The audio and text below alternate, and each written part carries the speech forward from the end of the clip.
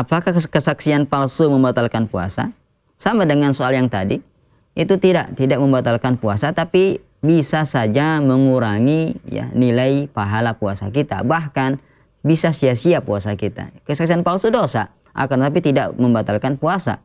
Ya kemungkinan bisa sampai menghilangkan puasa kita, ya minimal mengurangi. Ya. Kenapa? Karena saya katakan tadi dalam hadis Nabi SAW, man lam yada' qaulaz zur wal amal bihi falaysa lillahi hajah min an yada' ta'amahu wa syarabah. Barang siapa yang tidak bisa menjaga lisannya dari perkataan kotor atau perbuatannya, anggota tubuhnya dari perbuatan-perbuatan yang kotor, maka Allah tidak perlu terhadap puasanya. Ya.